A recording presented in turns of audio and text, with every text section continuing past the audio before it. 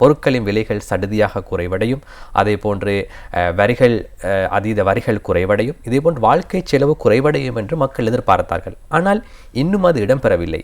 இந்த அரசாங்கத்தினாலும் இதனை முன்னெடுத்து செல்ல முடியாது என்று நீங்கள் நினைக்கின்றீர்களா? நடைமுறை சாத்தியம் என்ற விடயம் ஒன்று இருக்கின்றது. ஒரு பொருளாதாரத்தினுடைய வீழ்ச்சி எவ்வாறு நடக்கின்றதோ அதனுடைய மீழ்ச்சியும் மெதுவாக நடக்கும்.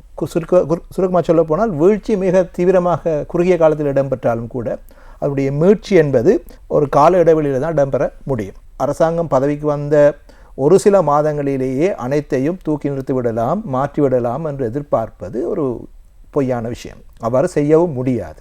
அதுவும் இலங்கை போன்ற ஒரு நாடு IMFினுடைய அந்த நிகழ்ச்சி திட்டத்துக்குள்ளே இருக்கின்ற போது எடுத்தோம் கவிழ்த்தோம் என்று சொல்லி வர முடியாது. அதற்கு உள்ளே இருக்கின்ற சில விஷயங்களை மாற்றியமைக்க முடியும். அதைத்தான் இவர்கள் செய்ய போகின்றார்கள்.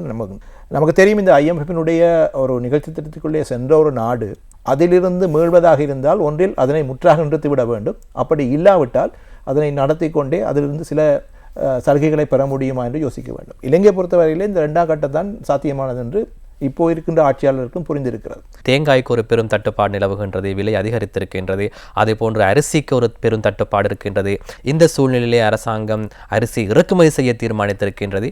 சந்தையில் நடக்கின்ற விடயத்தை நாங்கள் எவ்வாறு மக்களுக்கு விளக்கப்படுத்த? அதுதான் ஏனென்றால் இந்த அரசாங்கமும் அதனுடைய கட்சிகளும் கூட நாட்டிலே அரிசி வெளிநாட்டிலிருந்து இறக்குமதி செய்ய மாட்டோம், நாட்டில் இருக்கின்ற வளங்களை பயன்படுத்தி தான் நாங்கள் அரிசியை உள்நாட்டிலே உற்பத்தி செய்வோம் என்று சொன்னது. அதில் தவறு கிடையாது, தவறு இருப்பதாக பார்க்கவில்லை. ஏனென்றால் இப்போது இந்த அரசாங்கம் பதவிக்கு வந்து 2 மாதங்கள் தான் ஆகின்றது. ஆனால் அரிசியை உற்பத்தி செய்து சந்தைக்கு வர கிட்டத்தட்ட 3-3.5 மாதங்கள் அவசியம்.